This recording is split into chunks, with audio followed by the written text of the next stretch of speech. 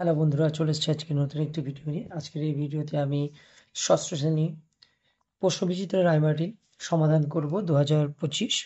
তো চলো শুরু করি।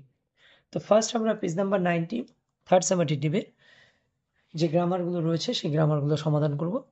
তো ফার্স্ট থেকে বলা হয়েছে fill in the blanks with appropriate article and preposition. Dash honest man is always respected. Honest man is always respected. তো ফার্স্ট যে সেন্টেন্সটা রয়েছে এখানে দেখো এইচটা আছে কনসোনেন্ট। তো এইচ কনসোনেন্ট থাকার কারণে আমরা সাধারণত জানি কি এ বসে, কিন্তু এইচ এর উচ্চারণটা দেখো হওয়া উচিত, তাই না? কিন্তু এখানে উচ্চারণটা কি হচ্ছে? অ, হাউলের মতো হচ্ছে। তো সেই কারণে এখানে আমরা অ্যান বসাবো। অ্যান অনেস্ট ম্যান, একজন সৎ ব্যক্তি, ইজ অলওয়েজ রেসপেক্টেড, সর্বদাই কি সম্মানিত হন। দুইটা বলা হচ্ছে উই শুড হেল্প, আমাদের উচিত কি সর্বদা গরিবদেরকে সাহায্য করা। তাহলে গরিবদের এখানে নির্দিষ্ট করে বোঝাচ্ছে, তার জন্য এখানে দি বসবে। Dash poor R honest, the poor গরিবদের কথা উল্লেখ করেছে, গরিব এবং ধনী, যেহেতু গরিবদের নির্দিষ্ট করে বলেছে তার জন্য এখানে দি বসবে। কোনো কিছু যদি নির্দিষ্ট করে বোঝায় এবং কোনো জিনিস যদি একটি মাত্র থেকে থাকে তখন সেক্ষেত্রে দি বসে। He plays dash a piano, he plays the piano.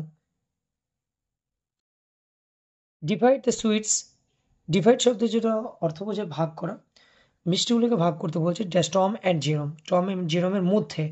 এবার একটা কথা বলি, যখন দুজনের মধ্যে বোঝায় না তখন বিটুইন বসে, এবং যখন অনেকের মধ্যে বোঝায় তখন অ্যামং বসে, বিটুইন। ওপেন ড্যাশে পেজ, ওপেন অ্যাট পেজ 12, 12 নম্বর পৃষ্ঠাটি বার করতে বলছে, খুলতে বলছে। নেক্সট দেখো 5 দাগে চলে এসো। বলা হয়েছে fill in the blanks with appropriate verb from those given in the brackets. তো ব্র্যাকেটের মধ্যে থাকা দুটো করে ভার্ব উল্লেখ করা আছে, এর মধ্যে থেকে যেটা সঠিক আমরা সেটা বার করব। ফার্স্ট গেছে a 100 rupees, a 100 rupees answer হবে ইজ, অ্যান্সার কি হবে? Is. A 100 rupees is too much for this item. 2 নম্বরটা হচ্ছে slow and steady, slow and steady wins, WINS, the race. Bread and butter, bread and butter is tiffin, is his tiffin. One of the students one of the students is absent, one of the student is absent. আচ্ছা এটা দেখো each of the girls likes flower, each of the girls likes flower. তো এখানে আমরা number ধরে দেখব, যখন singular number থাকবে তখন সেই ক্ষেত্রে দেখো ইজ বসছে। ঠিক আছে, এগুলো লক্ষ্য করো বিভার্বগুলো কোনটা কি বসছে। তারপর বলেছে add a suitable prefix or suffix. তো প্রিফিক্স এবং সাফিক্স লিখতে বলেছে আমাদেরকে, যে এর মধ্যে কোনটা প্রিফিক্স এবং কোনটা সাফিক্স সেটা বার করো। তো প্রিফিক্স যেটা বলবো উপসর্গ। তো এই উপসর্গে প্রিফিক্সের ক্ষেত্রে শব্দের প্রথমে লেটারগুলো বসবে এবং সাফিক্সের ক্ষেত্রে পরে বসবে। তো মিক্স যেহেতু বলেছে এটা হবে রিমিক্স, REMIX। 2 নম্বর আছে correction, anti correction, anti correction.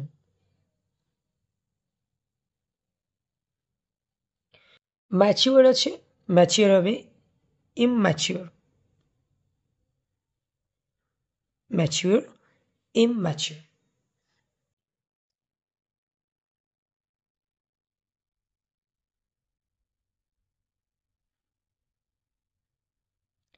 এবার আমরা যে আনসিনটা রয়েছে পেজ নাম্বার 89-এ, আনসিনটা আমরা সমাধান করব। আনসিনটা তোমরা বাড়িতে পড়ে নেবে একবার।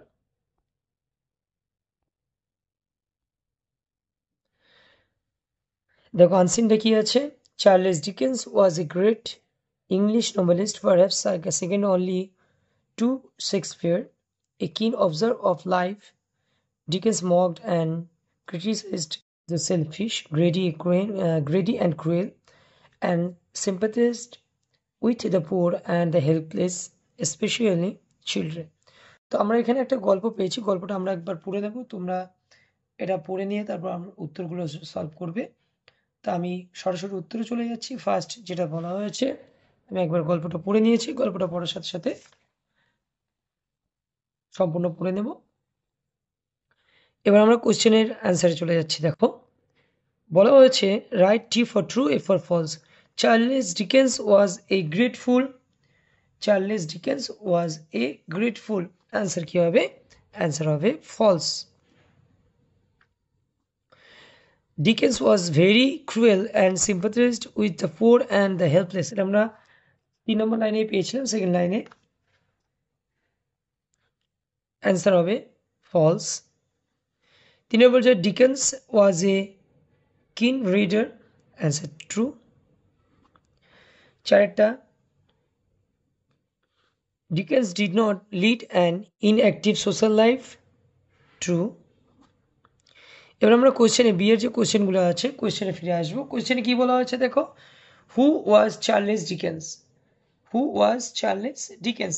আমরা কোয়েশ্চেন অ্যান্সারগুলো মুখে বলছি। দেখো, Charles Dickens sympathized with the poor and the helpless especially। এটা হচ্ছে একের কোয়েশ্চেন বলছে হু ওয়াজ চার্লেস ডিকেন্স। তো আমরা এখান থেকে চার্লেস ডিকেন্সের অ্যান্সারটা দেখে নেব যে চার্লেস ডিকেন্স কে ছিলেন। Charles Dickens was a great English noblest. এটা দেখো একদম শেষে প্রথম লাইনে রয়েছে অ্যান্সারটা, Charles Dickens was a great English noblest. Charles Dickens was a great English noblest. এটা ফার্স্ট কোয়েশ্চেনের অ্যান্সার। সেকেন্ড কোয়েশ্চেন যেটা আছে, সেকেন্ড কোয়েশ্চেন কি বলা হয়েছে? সেকেন্ড কোয়েশ্চেন বলা হয়েছে what did Dickens feel about the poor and the children. Poor and the children, শিশু এবং বড়দের বিষয়ে যে ভাবনাটা ভাবতেন সেটা কি, সেটা আমরা এখান থেকে খুঁজে নেওয়ার চেষ্টা করব। Dickens mocked and criticized the selfish, greedy and cruel and sympathized with the poor and the helpless, especially children. এটা হচ্ছে সেকেন্ড কোয়েশ্চেনের অ্যান্সার। এটা হচ্ছে সেকেন্ড কোয়েশ্চেনের অ্যান্সার। তোমরা এটা লিখবে, ডিকেন্স প্রথম নামটা উল্লেখ করে দেবে। Dickens sympathized with the poor and the helpless, especially children. এটা হচ্ছে সেকেন্ড কোয়েশ্চেনের অ্যান্সার। থার্ড কোয়েশ্চেন কি বলা হয়েছে? থার্ড কোয়েশ্চেন বলা হয়েছে what was Dickens fond of. What was Dickens fond of? এই কোয়েশ্চেনের অ্যান্সারটা হবে Dickens was fond of dramas.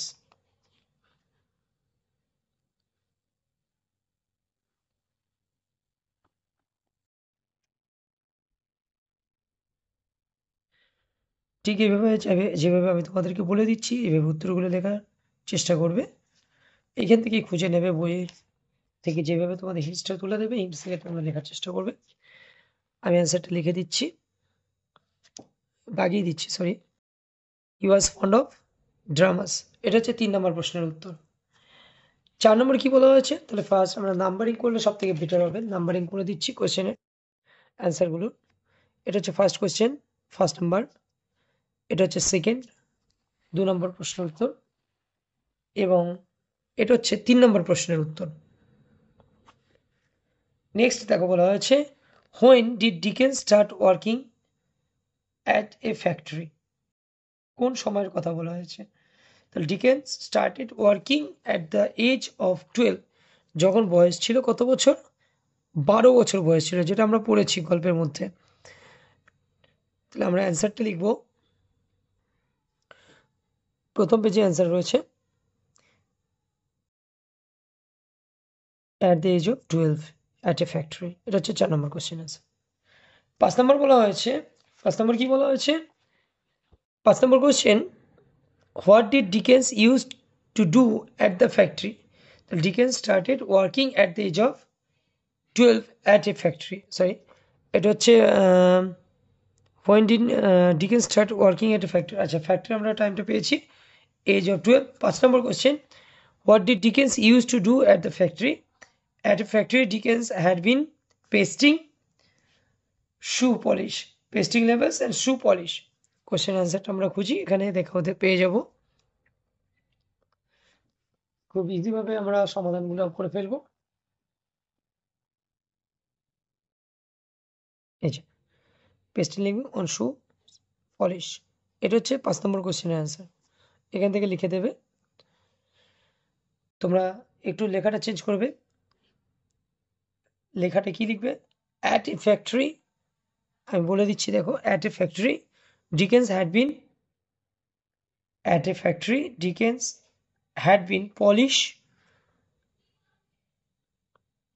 Deacon had been pasting labels on shoe polish. Pasting label on shoe polish.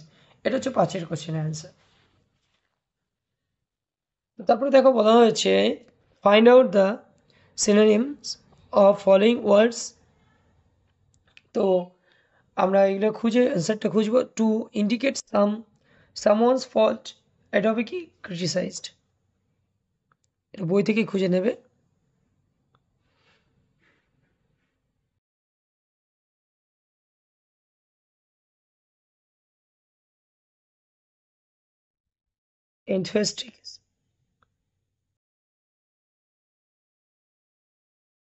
enthusiastics, এটা কি answer হবে? Avid.